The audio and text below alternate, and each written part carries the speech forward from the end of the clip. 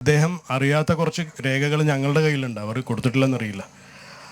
16/11/2021 കേരള സംസ്ഥാന വഖഫ് ബോർഡ് എല്ലാ മഹലുകൾക്കും അയച്ചേക്കുന്ന ഒരു എഴുത്തുണ്ട്, ഒരു കോപ്പി അതുണ്ട്. അതിൽ 2 വ്യക്തികളെക്കുറിച്ച് പ്രത്യേകം പറയുന്നുണ്ട്. അതിലൊരാളാണ് ഇപ്പം ഇദ്ദേഹം പറഞ്ഞ വാഴക്കലയിലുള്ള TD അബ്ദുൽ സലാമും ഒന്ന് നാസർ മനയിലും. ഇത് വായിക്കാനാണെങ്കിൽ കുറച്ച് നേരം എടുക്കും. ഇതിൽ വഖഫ് ബോർഡ് ഇവരെക്കുറിച്ച് പറയുന്നത് എന്താണെന്ന് പറഞ്ഞാൽ ഇവർ ചെയ്തേക്കണ ചതികളെക്കുറിച്ചാണ്. അതിൽ 1-2 കോടി രൂപയുടെ അഴിമതിയല്ല ഇവർ പറയുന്നത്. അതിൻ്റെ 2ാമത്തെ പേജിൽ വഖഫ് ബോർഡ് തന്നെ പറയുന്നുണ്ട്, കേരള സംസ്ഥാന വഖഫ് ബോർഡ് പറയുന്നുണ്ട് 500 കോടി രൂപയുടെ അഴിമതിയാണ് ഇതിൽ പറയുന്നത്. വഖഫ് ബോർഡ് ഇവർ ഈ 2 വ്യക്തികളെ കുറിച്ച് പറയുന്നത്. ഈ കാര്യം ഇദ്ദേഹത്തിന് അറിയാമോ എന്ന് എനിക്കറിയില്ല. അതായത് ഇതിൻ്റെ ഇംഗ്ലീഷ് പരിഭാഷയിൽ പറയുന്നത് ഇവർ ഈ TD അബ്ദുൽ സലാമും നാസർ മനയിലും ഭൂലോക ഫ്രോഡ് എന്നാണ് പറയുന്നത്. വഖഫ് ബോർഡ് പ്രസിദ്ധീകരിച്ചേക്കണ ഇതാണ്. ക്രിമിനൽ കേസുകളിൽ പ്രതിയാണെന്ന് തോന്നുന്നു അല്ലേ? അത് ഈ 2 പേരുടെയും വേറൊന്നും ചെയ്യേണ്ട ആവശ്യമില്ല. ഈ അബ്ദുൽ സലാമിൻ്റെയും ഈ നാസർ മനയിലിൻ്റെയും 2 പേരുടെയും പേര് നമ്മളൊന്ന് പോയിട്ടൊന്ന് ഗൂഗിളിൽ ടൈപ്പ് ചെയ്ത് നോക്ക്. എത്ര കേസുകൾ ഇവർ കൈകാര്യം ചെയ്യേണ്ടത്, ഏതെല്ലാം തരം കേസുകളിലാണ് ഇവർ പെട്ടിരിക്കണേന്നൊന്നും ഒന്നും ആരോടും പറയേണ്ട ആവശ്യമില്ല. നമുക്കത് കണ്ടെടുത്താനുള്ളൂ. ഗൂഗിൾ കാണിച്ചു തരുന്നുണ്ട് നമ്മൾ കേരള പല കോടതികളിലായിട്ടുള്ള ഇവർക്കുള്ള കേസുകൾ. പിന്നെ ഇദ്ദേഹം പറഞ്ഞൊരു കാര്യമാണ് റിസോർട്ട് മാഫിയ. ആരാണ് സാർ ഇവിടുത്തെ റിസോർട്ട് മാഫിയ? സാർ ഇവിടെ റിസോർട്ടിനെ കുറിച്ച്, ഇത് 3.5 കിലോമീറ്റർ നീളമുള്ളൊരു കരയാണ്. ഈ 3.5 കിലോമീറ്ററിനിടയിലാണ് ഈ സംഭവം നടക്കുന്നത്. 114 ഏക്കറുണ്ട്.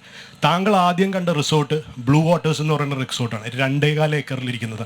അതിനുശേഷമുള്ള ഒരു റിസോർട്ട് പറയുന്നത് സീ ലഗൂണാണ്, 85 സെൻറ്റിലാണ് ഇരിക്കുന്നത്. അതിനുശേഷമുള്ള ഇത് 2 ബാർ ഹോട്ടൽസാണ്, റിസോർട്ടല്ല. റിസോർട്ട് ഈ പരിധിക്ക് പുറത്തുള്ള ക്ലബ് മഹീന്ദ്രയും ചെറായ് ബീച്ച് റിസോർട്ടുമാണ്. അവർ ഇതിന് പെട്ടിട്ടില്ല. അതിനുശേഷമുള്ളത് ഒരു ബിയർ ആൻഡ് വൈൻ പാർലറാണ്, ബേ വാച്ച് എന്ന് പറയുന്നത്. അതിനുശേഷമുള്ളത് സർവീസ് വില്ലകളാണ്, 60ഓളം സർവീസ് വില്ലകൾ. അത് പ്രത്യേകം എഴുതണം, കേരള ടൂറിസം വകുപ്പ് കൊടുത്തിരിക്കുന്ന സർവീസ് വില്ലകളാണ്. ഈ സർവീസ് വില്ലകളിൽ ഒരു 25 പുറത്തുള്ള ആൾക്കാർ നടത്തുന്നതാണ്. ബാക്കി 30 ഞങ്ങളെപ്പോലുള്ള മത്സ്യത്തൊഴിലാളികൾ ഉണ്ടാക്കിയ പൈസയാണ്, അവർ നടത്തുന്നതാണ്. അത് മാഫിയായിട്ട് നിങ്ങൾക്ക് തോന്നുന്നുണ്ടെങ്കിൽ നല്ല കാര്യം, ഞങ്ങൾ മാഫിയാണ്. പിന്നൊരു കാര്യം മനസ്സിലാക്കേണ്ടതെന്ന് പറഞ്ഞു കഴിഞ്ഞാൽ, ഇവിടെ നിങ്ങൾ പറയുന്നുണ്ട് സാറിന് സമിതി പറഞ്ഞു 138 കുടുംബങ്ങളുണ്ട്. നിങ്ങൾ വേറൊരു കാര്യം മനസ്സിലാക്കണം. ഈ പള്ളി ഞങ്ങൾ പ്രതിദാനം ചെയ്യുന്ന പള്ളി ആദ്യമായി ഇടവക തിരിഞ്ഞപ്പോൾ 640 കുടുംബങ്ങളുണ്ടായിരുന്നു. അതിൽ 240ഓളം കുടുംബങ്ങൾ വിട്ടുപോയി. ബാക്കിയുള്ള 410 ബാക്കി 200 ഹൈന്ദവ കുടുംബങ്ങളുമാണ് ഇപ്പം 600 ഉള്ളത്. അതായത് ഈ പ്രശ്നം തുടങ്ങുന്നത് 2022 താങ്കൾ ചോദിച്ചു ഏത് രേഖയുടെ അടിസ്ഥാനത്തിലാണ് അവർക്ക് ഹൈക്കോടതിയിൽ നിന്ന് സ്റ്റേ കിട്ടിയത്.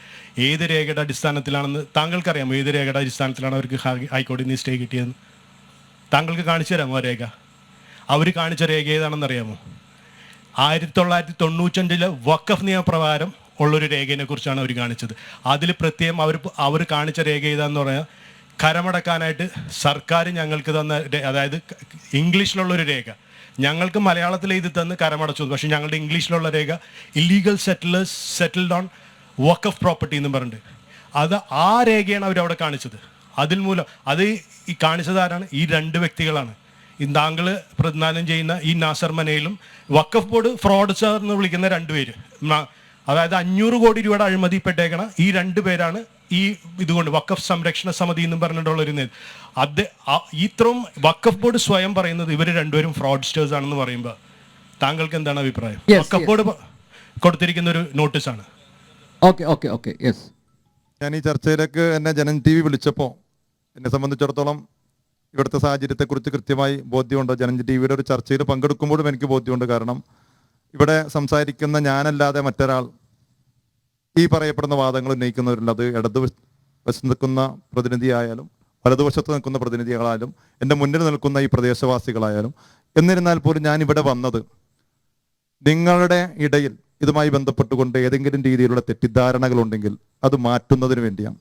അപ്പം അദ്ദേഹം ഈ പ്രദേശവാസിയല്ലേ? ഈ മഹീന്ദ്ര ക്ലബ് എന്ന് പറയുന്നത് ഇതിൽ പെട്ടിട്ടില്ല. മഹീന്ദ്ര ഈ 404 ഏക്കറിൽ മഹീന്ദ്ര ക്ലബ്ബ് പെട്ടിട്ടില്ല. ഞാനൊരു കാര്യം ഞാൻ ചോദിക്കട്ടെ, ഇവിടെ ഇരിക്കുന്നതൊക്കെ നമ്മുടെ ഈ പ്രദേശത്തുള്ള സാധാരണക്കാരാണല്ലോ. നിങ്ങൾക്ക് ആർക്കെങ്കിലും വഖഫ് ബോർഡിൽ നിന്ന് നിങ്ങൾ കുടിയൊഴിയണമെന്നോ അതല്ലെങ്കിൽ ഇതുമായി ബന്ധപ്പെട്ടുകൊണ്ടുള്ള ഏതെങ്കിലും ഒരു പേപ്പർ നിങ്ങൾക്ക് ആർക്കെങ്കിലും വന്നിട്ടുണ്ടോ?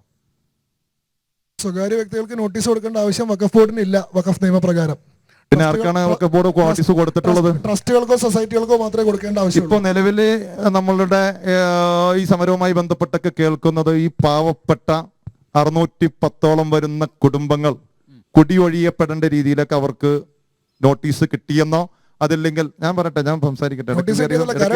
അങ്ങനെയല്ല, അങ്ങനെ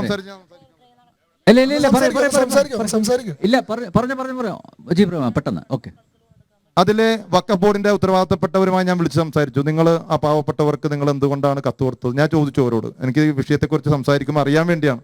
ഞങ്ങൾ ഒരാൾക്കും കത്ത് കൊടുത്തിട്ടില്ല. ഞങ്ങൾ ആകെ കൊടുത്തിട്ടുള്ളത് 12 പേർക്കാണ്. ആ 12 പേര് റിസോർട്ടുകളാണ്. ഒന്ന്. രണ്ടാമത്തെ കാര്യം അദ്ദേഹം പറഞ്ഞു, ഇതുമായി ബന്ധപ്പെട്ടുകൊണ്ട് ഹർജി കൊടുത്തിട്ടുള്ളത് അത് ഞാൻ പ്രതിനിധാനം ചെയ്യുന്ന സംഘടന കേരള മഹല്ല് കോൺഫെഡറേഷനാണ്. എന്നെ സംബന്ധിച്ചിടത്തോളം മഹല്ല് ആ സംവിധാനത്തിൽ നിൽക്കുമ്പോഴും ഇതുമായി ബന്ധപ്പെട്ടുകൊണ്ട് രൂപപ്പെട്ടിട്ടുള്ള വഖഫ് സംരക്ഷണ സമിതിയുടെ ഒരു കൺവീനറാണ് ഞാൻ. നേരത്തെ പറഞ്ഞ വഖഫ് സംരക്ഷണ വേദി എന്നുള്ളത് വളരെ നേരത്തെ രൂപപ്പെട്ടിട്ടുള്ള ഈ പറയപ്പെടുന്ന അതിൻ്റെ പ്രസിഡന്റ് ഈ പറയപ്പെടുന്ന നാസർ പട്ടാളം എന്ന് പറയുന്ന വ്യക്തിയാണ്. അവർ നേരത്തെ മുതൽ എന്നെ സംബന്ധിച്ചിടത്തോളം വഖഫിന്റെ വിഷയവുമായി ബന്ധപ്പെട്ട് ഇതിനു മുമ്പ് നിങ്ങൾ എന്നെ ചാനലുകളിലോ അതല്ലെങ്കിൽ മറ്റു പത്രങ്ങളിലോ ഒന്നും കണ്ടിട്ടുണ്ടാകില്ല. ഞാൻ ഈ വിഷയമായിട്ട് ബന്ധപ്പെടുന്ന ഒരാളല്ല. പക്ഷേ ഈ വിഷയത്തിലേക്ക് ഞാൻ ബന്ധപ്പെട്ടിട്ടുള്ളത് ഇപ്പോൾ നടക്കുന്ന ഇതുമായി ബന്ധപ്പെട്ടുകൊണ്ടുള്ള വഖഫ് നിയമത്തിനെതിരെ, നിങ്ങളുടെ കുടിയിറക്കൽ വിഷയത്തിലുള്ള പ്രതിഷേധമോ അല്ലെങ്കിൽ നിങ്ങൾ കുടിയിറക്കണമെന്ന് പറയാനല്ല, വഖഫ് നിയമമെന്ന ആ പരിപാവനമായിട്ടുള്ള നിയമത്തിനെതിരെയുള്ള പ്രചരണം അത് തെറ്റാണ് എന്നുള്ള ഒരു ബോധ്യത്തിന്റെ അടിസ്ഥാനത്തിൽ അത് തുറന്നു പറയുക എന്നുള്ളത് കൊണ്ടും ഒരു കാര്യം അദ്ദേഹം സൂചിപ്പിച്ചു. ഈ നാസർ മനയില് അതേപോലെ തന്നെ സലാം പട്ടാളം അവർ എത്ര കോടി രൂപയാണ്?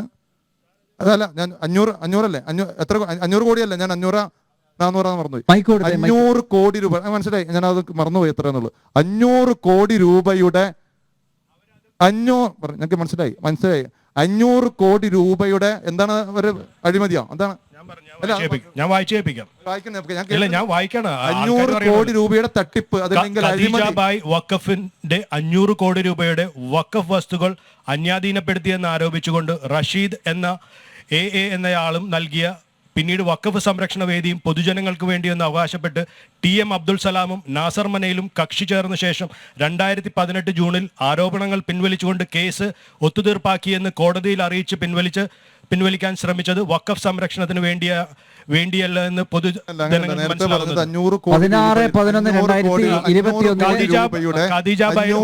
രൂപയുടെ ആരോപണം അവർക്കെതിരെ അത്തരത്തിലുള്ള ഒരു ആരോപണമുണ്ടെങ്കിൽ ഖദീജാബായ് വഖഫിന്റെ 500 കോടി രൂപയുടെ വഖഫ് വസ്തുക്കൾ അന്യാധീനപ്പെടുത്തിയെന്ന് ആരോപിച്ചുകൊണ്ട് റഷീദ് MAA എന്നയാൾ നൽകിയ 5 ഞാൻ സംസാരിക്കുന്ന അതല്ല. ഞാനിപ്പോ അവരെ ന്യായീകരിക്കാനല്ല. അവർ ഫ്രോഡുകളാണ്. അവർ രണ്ടുപേരും ഫ്രോഡുകളാണ്.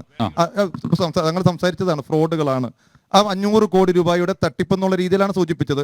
അതുമായി ബന്ധപ്പെട്ടുകൊണ്ട് നടപടി സ്വീകരിക്കേണ്ടത് വഖഫ് ബോർഡിലല്ലല്ലോ പരാതി കൊടുക്കേണ്ടത്. അതിനിവിടെ ബാക്കി പോലീസ് സ്റ്റേഷനും കോടതിയും ഇത്രയും വലിയ 500 കോടി രൂപ എന്ന് വെച്ചാൽ ചെറുതല്ല. 500 കോടി വഖഫ് ബോർഡ് തന്നെയാണ് ഇങ്ങനെ ഒരു അറിയിപ്പ്, പൊതുജന അറിയിപ്പ് എനിക്കെതിരെ താങ്കൾ വഖഫ് ബോർഡ് പൊതുജനങ്ങൾക്കുള്ള ഇത്രയും ചാനലുകൾ ശ്രദ്ധിക്കുന്ന, അതായത് വഖഫ് ബോർഡ് ഇത്രയും ജനങ്ങൾ ശ്രദ്ധിക്കുന്ന ഒരു ചർച്ചയിൽ ഒരു 2 വ്യക്തികളെ കുറിച്ച് അവർ ഫ്രോഡുകളാണ് എന്ന് താങ്കൾ പറഞ്ഞു. ആ ഫ്രോഡുകളാണ് എന്ന് താങ്കൾ പറയുമ്പോൾ 500 കോടി രൂപയുടെ ആരോപണവും പറഞ്ഞു. അങ്ങനെ ഒരു ഇതുണ്ടെങ്കിൽ ഈ പറയപ്പെടുന്ന വ്യക്തികൾക്ക് കൺസെന്റ് സ്റ്റേഷനിൽ പരാതി കൊടുത്ത് അവർക്കെതിരെ നിയമ നടപടി സ്വീകരിച്ച് ഇത് ഞാൻ പറയുന്നതല്ല, അതിന് അവസാനം chief executive officer Kerala state Waqf board VIP road Kallur Kochi അദ്ദേഹം ഇറക്കിയ പ്രസ്താവനയിൽ ഈ ചർച്ചയിൽ താങ്കൾ കോട്ട് ചെയ്തേ ഉള്ളൂ.